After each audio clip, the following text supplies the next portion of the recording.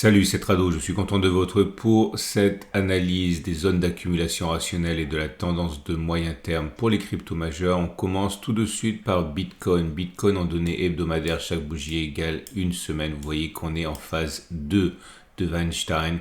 La séquence qui suit est très classique. L'actif a été martyrisé, il a latéralisé, il est repassé au-dessus de la moyenne mobile à 30 semaines et je pense que depuis que c'est 25 260 $ qui ont été dépassés qu'on a activé la phase 2 avec un très classique test du support et pour l'instant rien ne permet d'écarter une impulsion majeure de Bitcoin. En tout cas, c'est l'idée que je m'en fais a priori. Vous remarquerez également que les bougies Aiki Nashi montrent que pour l'instant, ce n'est pas encore dans les tuyaux. Vous avez des bougies rouges ici, ce qui signifie qu'il est plus plausible que l'on continue de baisser plutôt que l'on ait fait les plus bas sur Bitcoin. Mais en tout cas, il me semble encore une fois que les planètes sont alignées pour le moyen long terme. En ce qui concerne Bitcoin, on regarde les données journalières et ces données journalières évoquent le fait que nous ne soyons pas encore revenus sur la zone d'accumulation rationnelle. Cette zone d'accumulation rationnelle, elle est à 28 500. Il n'y a aucune garantie, bien sûr, que l'on aille la chercher, cette zone d'accumulation rationnelle. Mais à titre personnel, c'est quelque chose que je considérerais comme extrêmement positif pour accumuler du Bitcoin avant d'espérer voir les cours repartir de l'avant. L'Ethereum est également dans une situation extrêmement favorable. Les données hebdomadaires indiquent que nous sommes là aussi en phase 2 de Weinstein, mais j'ai envie de dire qu'on est encore plus proche d'une éventuelle impulsion. Tout d'abord, regardez la séquence où l'actif a été martyrisé pendant des mois et des mois avant de reconquérir la moyenne mobile à 30 semaines et de la retourner à la hausse. C'est 17,43 qui me semble être le point de basculement en phase 2, qui est d'ailleurs assez proche, ce qui en tant que tel est une bonne chose puisque c'est censé être un support. Support doublé d'ailleurs par cette oblique ascendante ici qui pourrait être le déclencheur de la prochaine impulsion haussière. C'est à suivre. D'ailleurs, j'ai oublié de le dire, mais pour Bitcoin, c'est pareil. On y est presque, mais on n'y est pas encore. Je reviens sur une petite oblique là qui méritait d'être tracée de la même manière. Regardez, si je fais cela, voilà, on n'en est pas très loin, mais on en est un petit peu plus loin. En tout cas, une petite accélération baissière permettrait d'aller la rallier un peu plus rapidement. En tout cas, également, je reviens sur les données Aiki Nashi. Vous voyez que là non plus, il n'y a pas de matière à penser que l'impulsion haussière soit pour tout de suite. On est toujours sur un régime de bougies rouges qui indique une continuation de la baisse dans l'immédiat est plus plausible qu'une fin de la baisse, j'ai bien dit dans l'immédiat. Et donc je disais, les données journalières font état d'une opportunité, j'ai envie de dire, puisque nous sommes sur la zone d'accumulation des 18,85, 18,20 pour l'Ethereum. Certains trouveront adéquat d'investir sur ces niveaux. Si votre chemin s'arrête là et que vous ne voulez pas voir les autres cryptos, on va dire, moins dominantes, je vous rappelle que ce format, il est mis à jour une fois par semaine, le dimanche soir. Si vous voulez recevoir automatiquement des notifications par rapport à la mise à jour, pensez à vous abonner au format. On passe aux autres cryptos. Et voilà Binance Coin qui est lui typiquement dans une phase 1 de Weinstein. Après avoir subi une décrue importante et avoir latéralisé, on est toujours englué à osciller autour d'une moyenne mobile à 30 semaines qui s'aplatit. La bonne nouvelle, c'est qu'on est sur zone d'accumulation rationnelle entre 260 et 190 euros. La mauvaise nouvelle, c'est que ça peut durer comme ça très longtemps. Je pense que c'est le déclenchement de la hausse sur Bitcoin et Ethereum qui risque de donner le signe d'impulsion haussière sur les autres cryptos et également sur Binance Coin en particulier. D'ailleurs, les bougies Aiki Nashi ne montrent pas de frémissement à la hausse. Ça reste quand même de l'indécision avec des bougies petit corps, mèche haute, mèche basse. Les données journalières évoquent le fait que nous soyons effectivement en zone d'accumulation rationnelle ici. Mais rien de particulier pour l'instant. Ça végète. On passe à Ripple. Et Ripple également est dans une situation...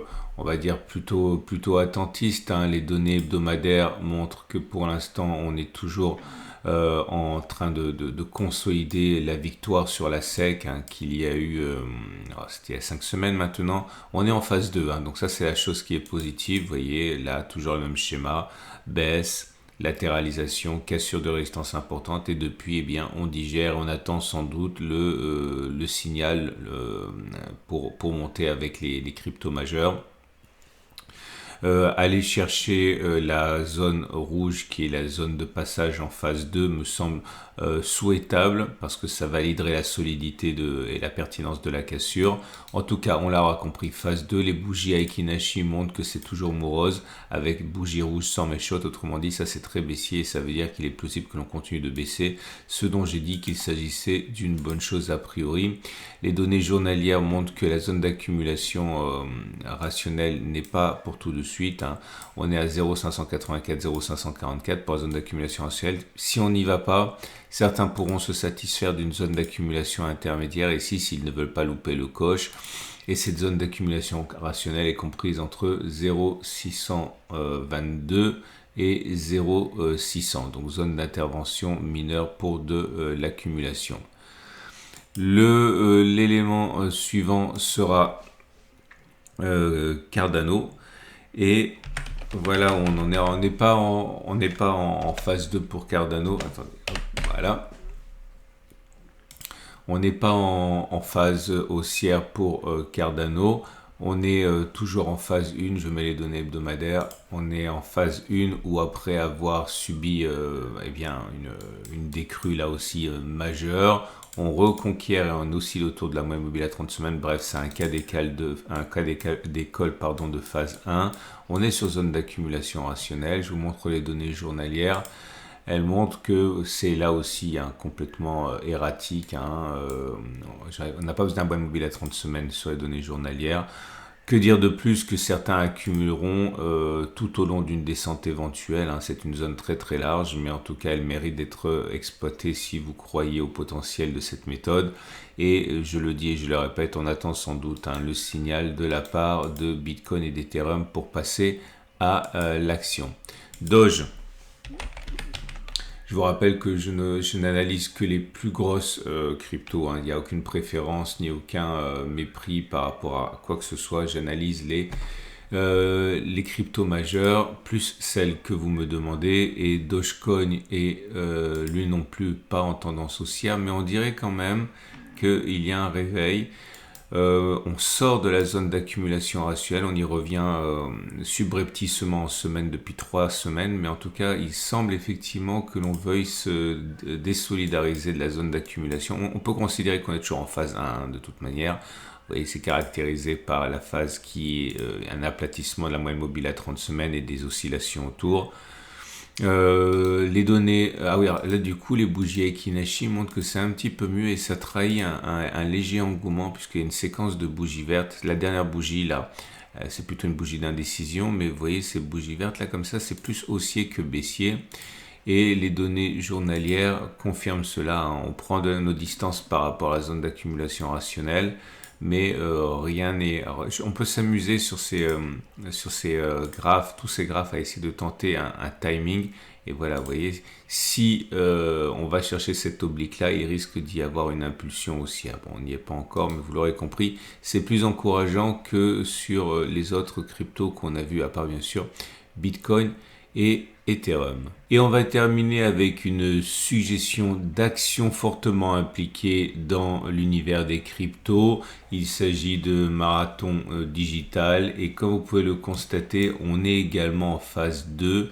Depuis pour le coup qu'on a cassé cette zone des 11,8, je considère qu'on est en phase 2 donc, et la phase qui est la phase haussière. On retrouve tous les éléments de l'analyse de Weinstein. Martyrisation de l'actif, latéralisation et puis la reconquête des sommets cassés. Je considère également qu'en données journalières, on n'est pas vraiment sur zone d'accumulation rationnelle. Ça ne veut pas dire qu'il ne faille pas entrer, mais ça veut dire que de manière purement optimale, un retour sur la zone des 12-13 $ ici serait absolument à considérer.